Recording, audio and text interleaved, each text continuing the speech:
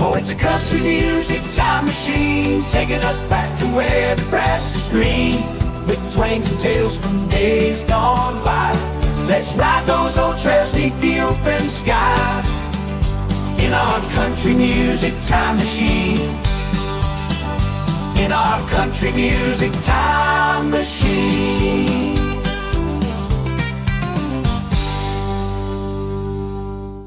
Well, howdy, everybody. Good afternoon, good evening, good morning to you, no matter where you are. We love you. We are so happy you are tuned in right now for the Front Porch Podcast on this incredible channel, Country Music Time Machine, where we relive those years of country music history.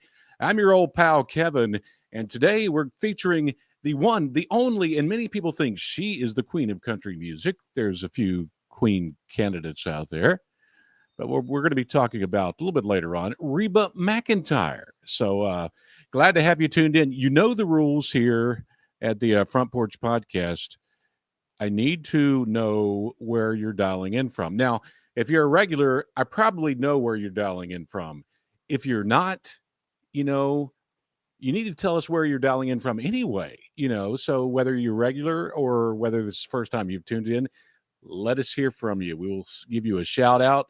As long as we don't have like 1,000 people, chiming in, but we'd love to give you a shout out. So let us know where you're from. And once again, we thank our fine partners at the Home Depot for partnering with us in this incredible country music history ride here on the Front Porch Podcast. You can get everything for your front porch or your back porch or your kitchen or your garden. You can get just about everything at the Home Depot, and the Home Depot folks want me to spotlight another product for them. And I've spotlighted this product before because I use it every day. I'm not going to push any kind of product that I don't like, and that is the Blink Outdoor 4 camera. So let's tune into the front porch. As you can see, I'm not actually on my front porch right now. I'll tell you about that in just a second, but tune into the real front porch, the Country Music Time Machine headquarters. Let's crank up that Blink Outdoor 4 camera, and let's see if there are any deer pooping in the yard.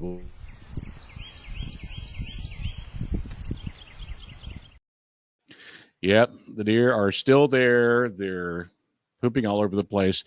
Strangely enough, they haven't eaten some of my plants, but yeah, the Blink Outdoor 4 camera is a cool camera. I've got them in a few different locations around the porch, including on the mailbox. Let's go check into the mailbox in front of the front porch.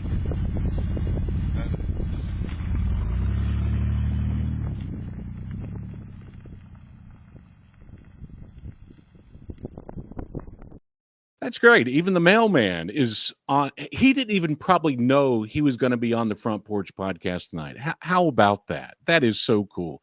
Let's run over to the comment section as I click my mousy button here and say howdy to some folks. Jay was the first one tuned in. Howdy, Jay. Good to see you. We got Heather. She is in the Kingdom of the United People. That's my funny way of saying it. She's in the United Kingdom, but it must be like midnight or something there. You'll have to let us know, Heather, what time it is over across the big pond, but we love you guys. Lots of good country music in the United Kingdom, over in Britain, England, and Ireland, and also in Scotland. And a lot of country stars perform over there too, so it's cool. Thank you for tuning in, Heather. We also have Jeremy up in Lexington, Tennessee. Of course, J-Cat in Portlandia, Oregon. He doesn't want me to say the B word. I don't know if I have it planned to say the B word or not on this episode, but watch out. You never know. I might let loose and have a hissy fit, Jeff Guitars is tuned in tonight. Of course, he's up in New England.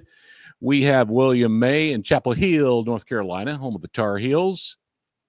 We have, of course, the Country Music Time Machine historian, Joshua John, in upstate New York.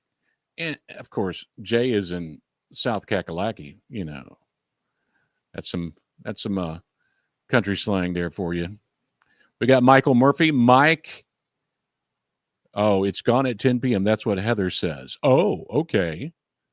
Michael Murphy is tuned in Newark, Ohio.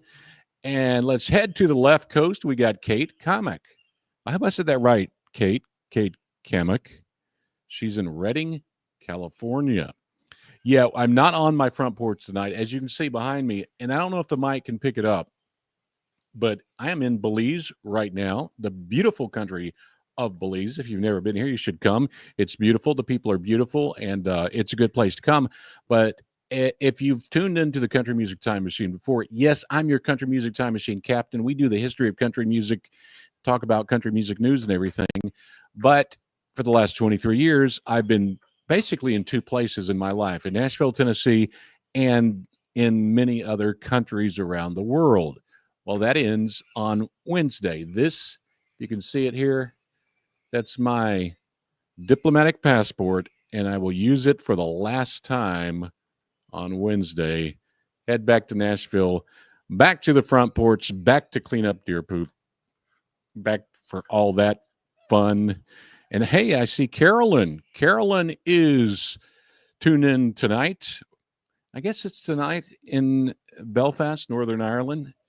You know, one of my favorite golf stars is from Hollywood, Northern Ireland. That's Roy McIlroy. Yeah, he won the big tournament last week. Caroline, I don't know if it's Caroline or Carolyn. I apologize if I get it wrong. Thank you so much for tuning in. We love you, and we appreciate you tuning into the Country Music Time Machine and the Front Porch Podcast. So let me hit this button now, and let's bring up the one and only news update. Let's check out what's happening in the world of country music news. First off, a big shout out to the Country Music Time Machine crew members of the week. You get on this list. It's something that YouTube shows me every week. If you're like very active on the channel, whether it's like commenting or watching videos, and we always feature the top four. J-Cat over in Portland, he's always tuned in. Tone deaf, you know, I've been accused of being that quite a few times. Tone deaf is tuned in. Restaurant Serpentine, always tuned in, always involved. And of course, the Incredible Hulk is one of the Country Music Time Machine crew members of the week. Incredible Hulk, yes. Don't make him angry. You wouldn't like him if he's angry. Sir Mojo, thank you so much all for tuning in. And I do apologize if my voice sounds a little strange. I'm not sick. I'm just been talking too much. And, you know, as I'm preparing to leave Belize forever and go back to my home in Nashville forever, been talking to a lot of folks, a lot of gatherings and goodbyes and everything. So got another one coming up after the show tonight, too. Going to have some food, I hope. There's lots of meat. I'm a meat man. I'm a meat and potatoes guy. But yeah, this is you should come to Belize if you ever get a chance. It's a great place to come. Let's take a look at some Country Music Time Machine stats. A big stat. We crossed the boundary of 5 million views this week. That's pretty cool. That goes to show you that a lot of people love country music. And like the folks tuned in from Ireland and England, and folks are tuned in all over the world, and folks all over the world love country music, including here in Belize. Because if you go in Belize, I mean, there's no McDonald's here, Burger King. It's backwoods. It really is beautiful, but it's backwoods. They don't have the modern conveniences that a lot of countries have, but they love country music. I went to quite a few times.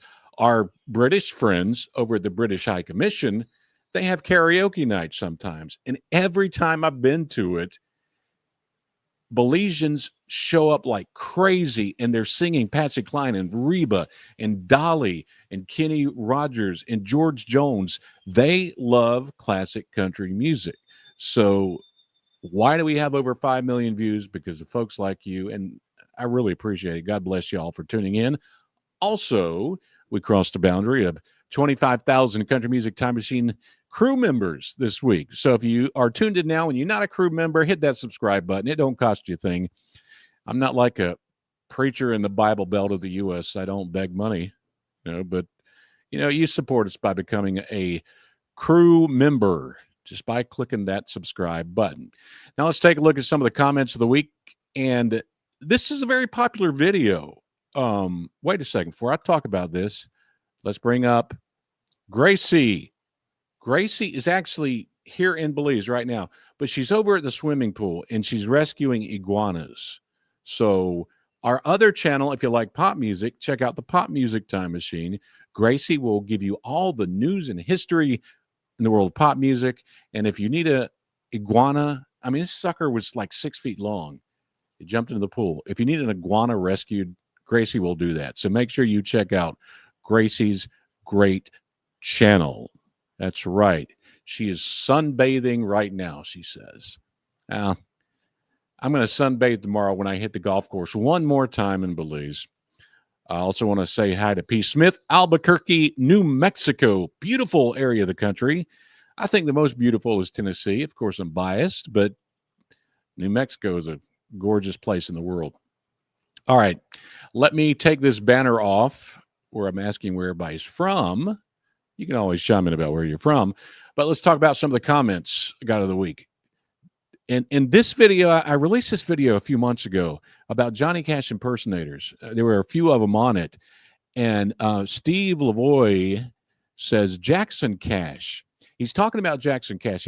Jackson Cash is one of the best Johnny Cash impersonators, but he was sort of like Bigfoot for a while. We couldn't find him. We couldn't figure out where he was at. And the last I heard, he was in Las Vegas, but Steve here says Jackson Cash is now in Las Vegas at a small restaurant bar playing for tips. That is sad and that is stupid. Jackson Cash has great talent. I mean, not only because he sounds like Johnny Cash, but he just sounds great. And, sometimes the country music industry forgets those important parts of our industry. I wish they wouldn't.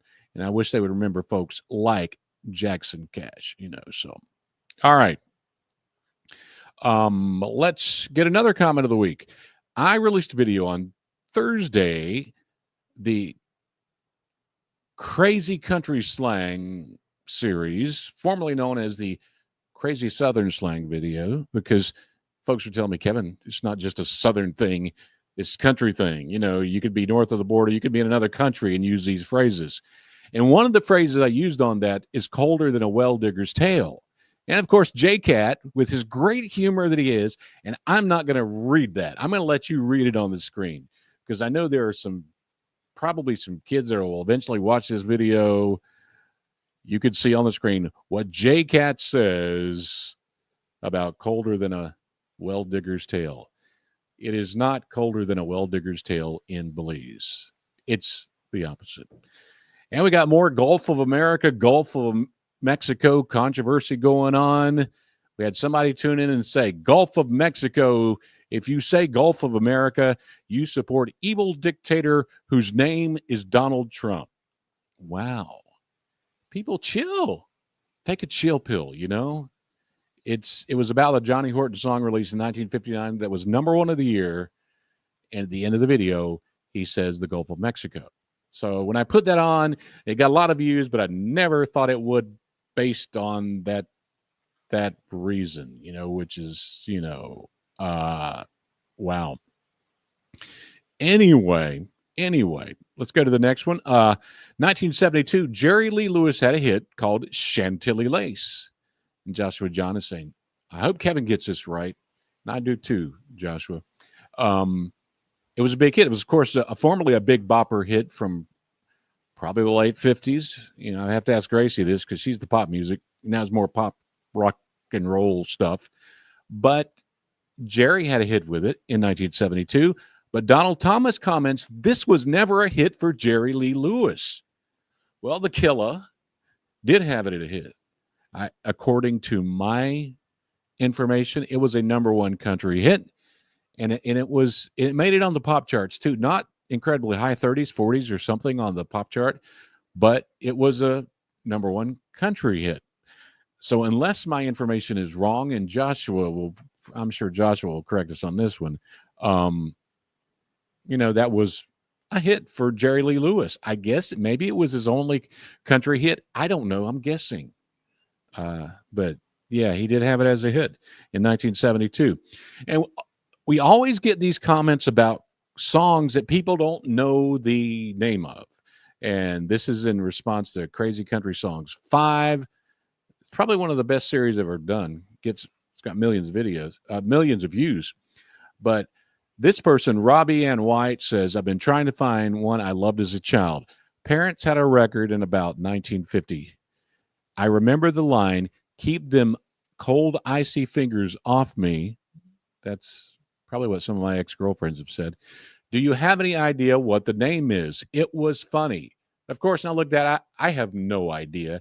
My problem is I worked in country music radio for so long, and especially as the 80s got older and we got into the 90s, country music radio started changing, and we played less classic country music. So in some ways, I wasn't exposed to as much as I wish I would have been. So I didn't know the answer to this, but of course, the one and only Joshua John knows the answer to this one.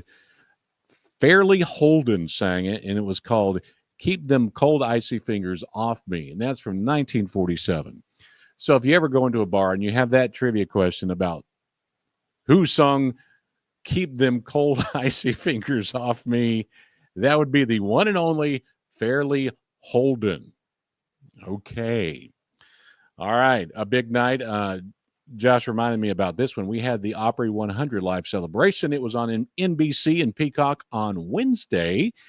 And a lot of great things happening there. I didn't get a chance to watch it live. I watched a little bit of it later. A lot of amazing things happening there, including Carrie Underwood singing Forever and Ever Amen with Randy Travis. That was great. But the highlight for me was the person you see on the right side of the screen. No, not Whisper and Bill Anderson, but the lovely, the incredible Barbara Mandrell.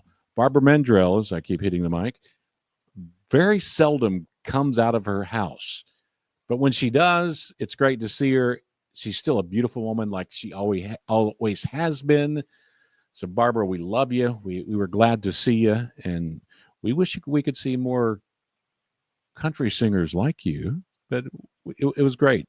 It was great to see her. And also, I came across this website. And I get information from this website, and I have no idea. Somebody from Pennsylvania would have to chime in on this. When I'm looking for the latest country music news, I'm scouring the internet. It seems like these folks at Penn Live Patriot News, PA, always has good country music stories. And I don't know where they get all the stuff from, but it was great. And they had actually had a story about the richest country singers. And this is not what you see on the screen. It's not the list they gave, but it's a list that I created of probably the current country singers that are the richest. As you can see, Taylor Swift is not on this list because even though she released country hits, she's a pop artist now, and she's worth like billions of dollars. Okay, we all know Taylor Swift is like the richest, female singer on earth. But the top 5 rich country singers: Dolly, George, Reba, Luke Combs, and Morgan Wallen. That's right. If you ever want, and Morgan Wallen is not as rich as you think, and that could be because he's always getting himself in trouble. He's probably paying a lot of lawyers. Apologize for taking a sip here. And I do not have my Coke and peanuts tonight. I'm sad about it. I've been so busy and crazy in the last few days, I did not have a chance to get my Coke and peanuts. But speaking of those special Opry moments, I should have played this a second earlier.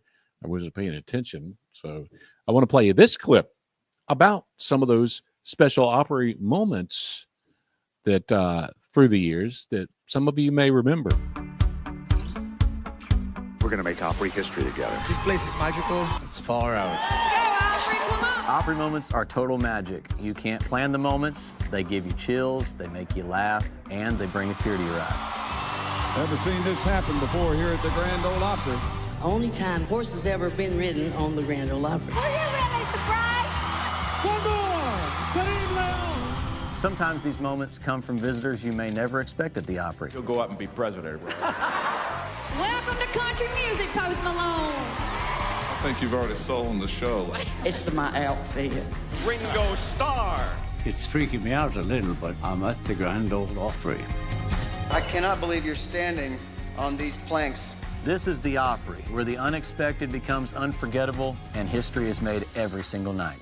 I'm going to walk out of here telling everybody that I'm a huge country star now. Now, I am curious though. Is Ringo Starr really a country star?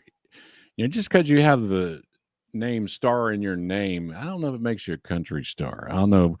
Our friends across the big pond can chime in on that one. I don't know. Michael Bublé is not a country star either, but he's an incredibly talented dude. And I do tell you, for the folks in the U.S. who knew, a lot of you have probably been to the Grand Ole Opry before. I really encourage you to go there because they have shows just about every night. Do not stay at the Opryland Hotel unless you're incredibly rich. It is a beautiful hotel, but it's incredibly expensive. There are plenty of hotels up and down Briley Parkway that runs up to the Grand Ole Opry. And there's a expensive mall there called the Opry Mills Mall. And, you know, that's fine, but I liked it the way it was before. There used to be actually a cool amusement park there called Opryland USA, and they got rid of it for some reason. I didn't like that very much, but no, you know, P. Smith is chiming in about Ringo. No, Ringo isn't. He lives in L.A. But the other person I did see on that video was Steve Martin, the comedian. He may not be a country star, but he is one heck of a bluegrass banjo picker. If you didn't know that, you know it now. Steve Martin, he's a wild and crazy guy, but he's also a incredibly super talented musician.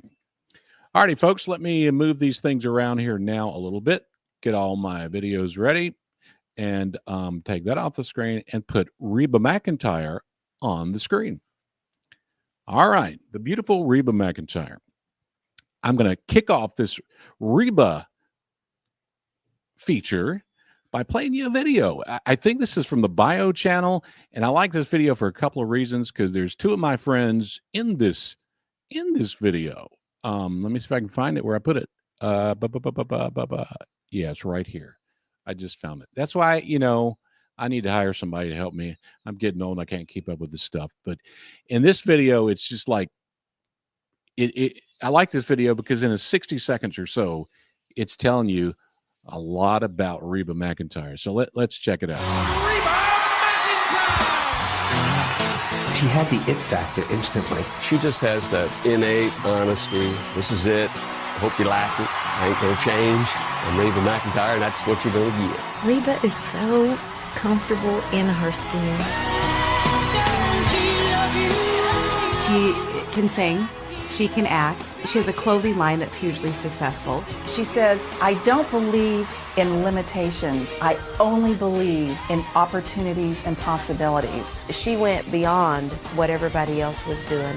There were imitators who just could not do it. It takes someone with a technically staggering voice. She expanded country music into a new realm.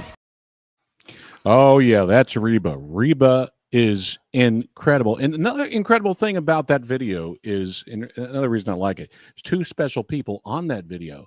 One is Lorianne Crook. You saw her there. I met Lorianne for the first time in 1989 after I was covering a news story on Hurricane Hugo in Myrtle Beach, South Carolina. And I went on the old Crook and Chase show and was talking about that. And the other person, and I don't know, you probably have to be from Nashville to know this guy. But the other person in that video, other than, of course, Reba, was Jerry House. And if you look behind his head, there was the big 98 WSIX logo. And that's where I worked for a little while in Nashville. And I mainly did evenings and I did some weekends at the big 98. But I did get a chance once or twice to do news on Jerry's morning show. And a great show. I think he was probably the best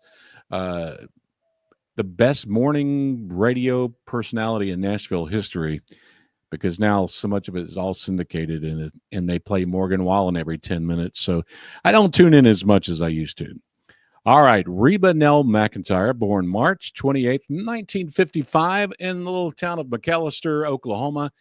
But the population of her town, where she was born, over 18,000. And that's pretty cool because a lot of the country stars I've done on here, from Dolly to Johnny Cash to Charlie Pride to Loretta Lynn, their towns were a heck of a lot smaller. We're talking about the hundreds, but that to me, that's a pretty good sized town for a country girl. But she was raised on a ranch in Chockie, Oklahoma, and so she's got the pure soul of country music here, and you can see got Gracie on the. She's been saving lizards. Did you save any more lizards? No, not anymore. But I'm pretty exhausted from that rescue. Okay, cool deal. Cool deal. So if you need lizards, iguanas saved, possibly cats, dogs, birds, bunnies, many different animals. Gracie's there for you. Skunks. Yeah, I don't think so. I don't think about skunks. But anyway, say bye, Gracie. Bye. Make sure you check out Gracie over on the Pop Music Time Machine. If you love pop music and a history of that stuff, she'll give you all the details on that. We continue to talk about Reba McEntire, the Oklahoma girl, not the only country star from Oklahoma, quite a few of them. Now, I want you to watch out for this. First time I said about it, I'm going to have a series coming soon when I get back to the Country Music Time Machine headquarters in Tennessee on Wednesday. I'm going to start working on a new series called The United States of Country Music. And I'm going to be featuring just artists in each series from the specific states: Texas, Oklahoma, Tennessee, Louisiana, South Carolina, North Carolina, Georgia, stuff like that. So watch out for it. I'm going to have fun with it, and you'll be able to see the greatest artists from those great states. All right. With Reba, she developed an interest in rodeo as a young girl, being on a ranch, of course, and she became a trained barrel racer. That's pretty cool. She studied, become a public school teacher at the Southeastern Oklahoma State University, later graduated with her bachelor's degree. You can see her pretty pictures there when she was a young Reba. And in case you didn't know this, I remember this. I didn't even have to ask Josh about this. I knew that Reba was discovered in 1974 when she was singing the national anthem at the National Finals Rodeo. And, that's back when they actually could sing the national anthem. Here lately, you hear people singing it, they abuse it, they tear it apart, and it pisses me off. They should respect it more. Reba did, and that's where we heard her beautiful voice for the first time, or at least it was exposed for the first time to a much bigger audience.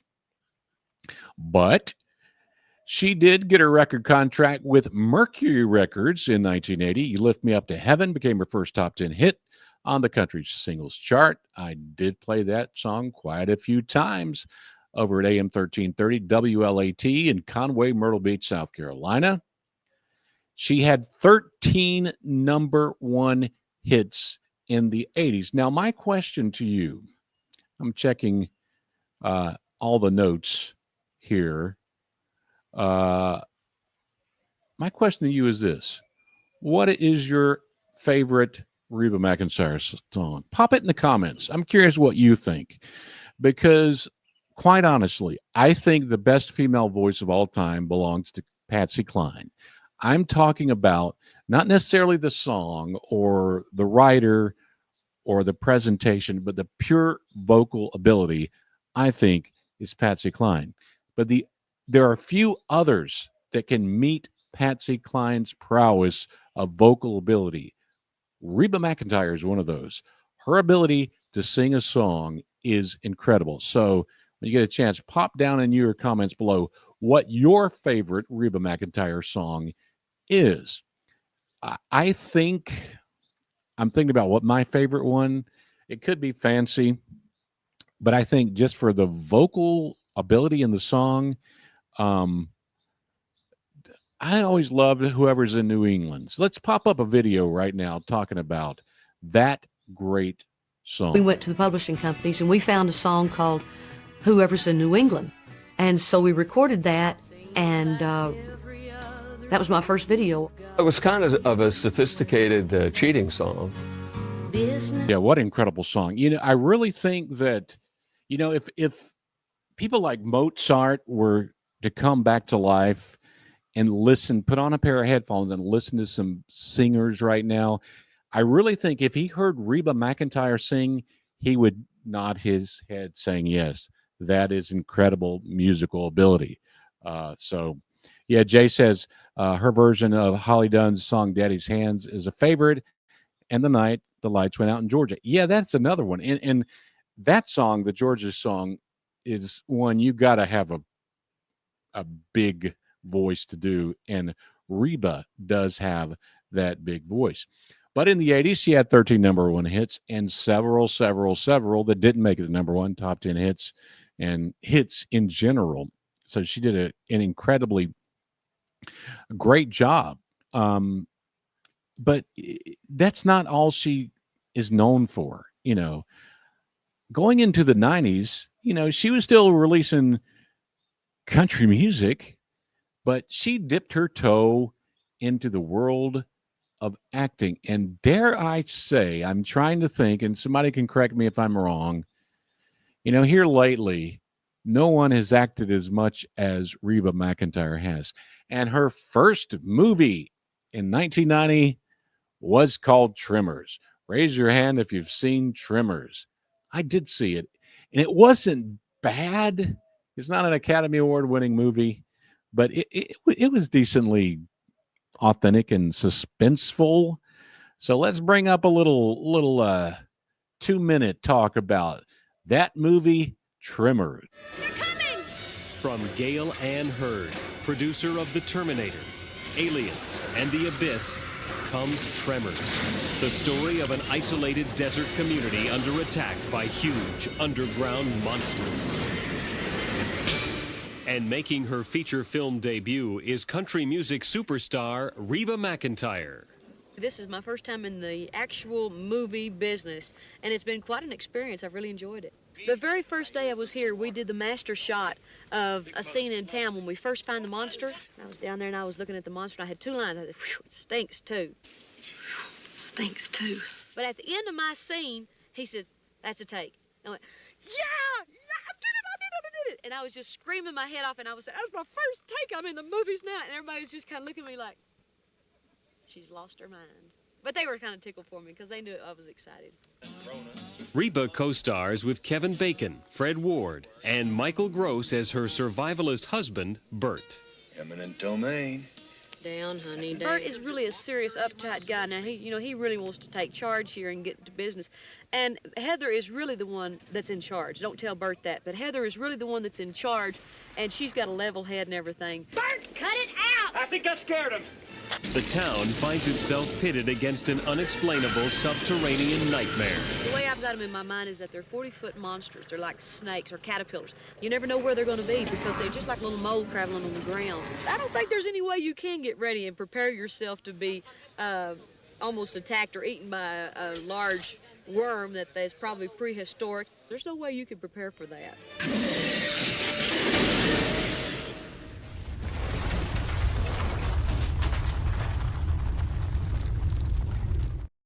Oh, yes, Tremors. Have you seen that movie? I've seen it. I know I've seen it at least once. I think I saw it at the movie theater when it came out in 1990, because that was around the time that Pretty Woman came out, and I think the movie Glory, and I love that movie, incredible movie. And there's another movie that came out around that time that was at the theater at the same time called Always.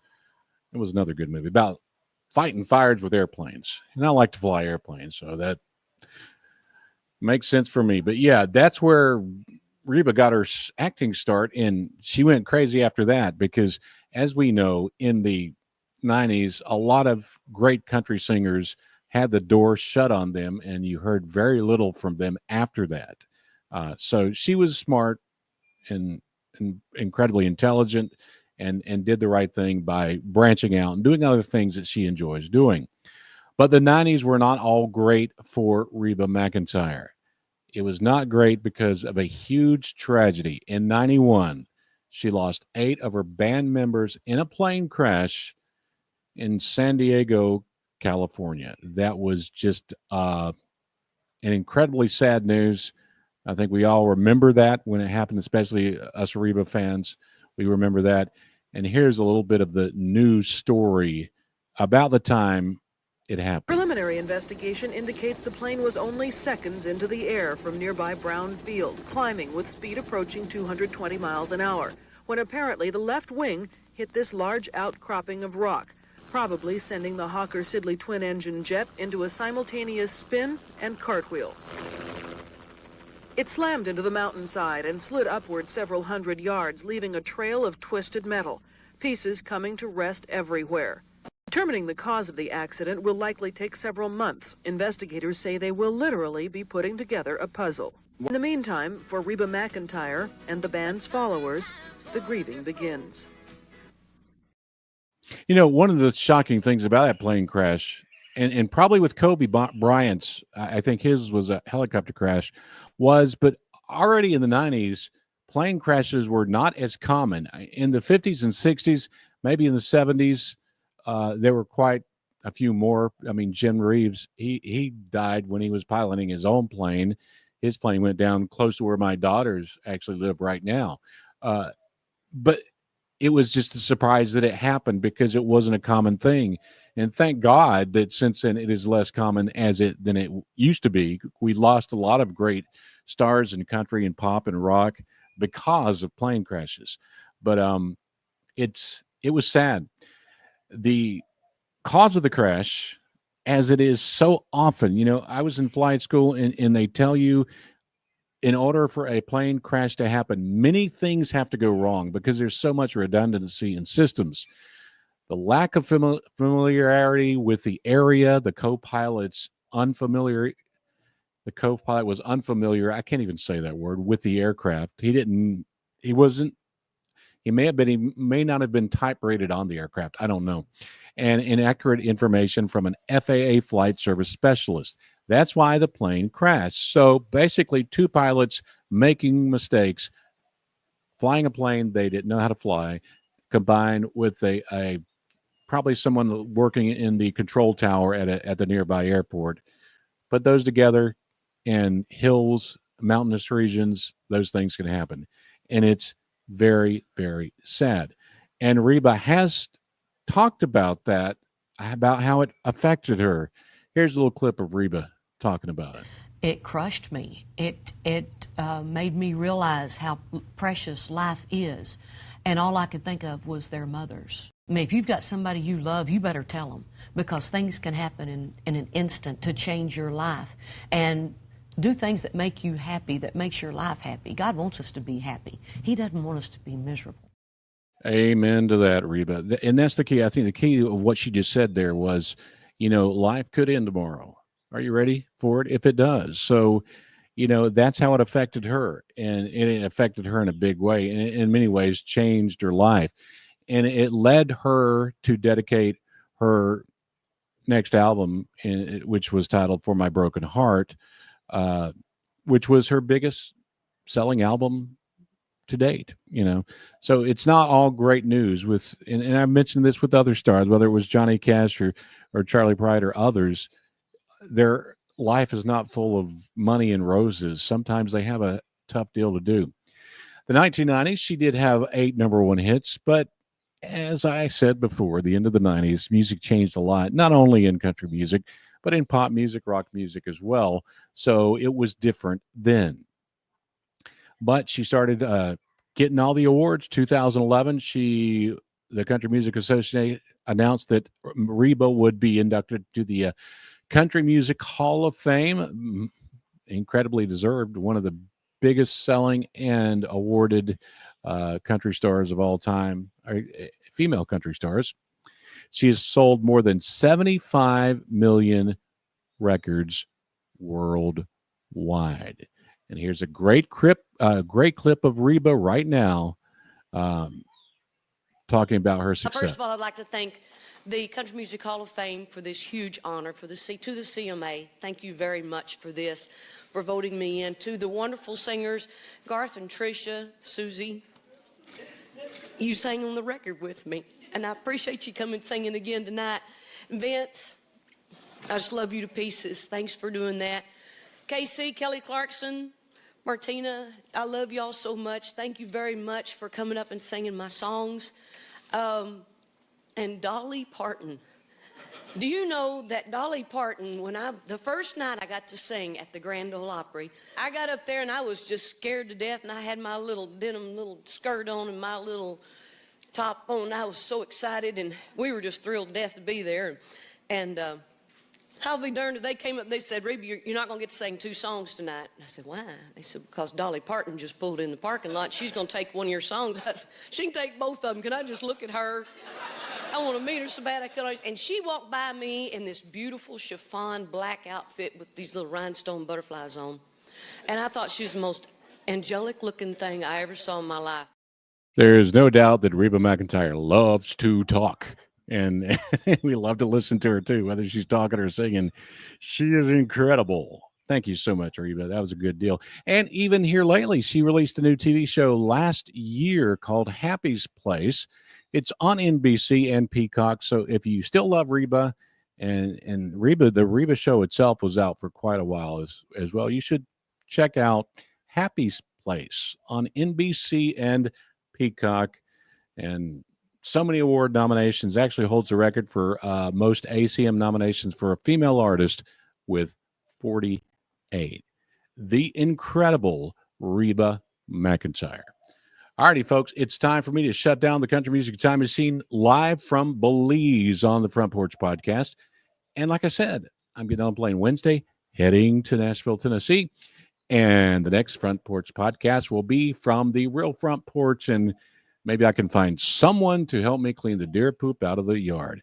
Again, thanks to the Home Depot for being our partner on the Front Porch Podcast. And don't forget, check out that Outdoor 4 Blink camera. If you need one that doesn't cost you really a whole lot of money, you don't need to run a wire to it. Just put some batteries in it.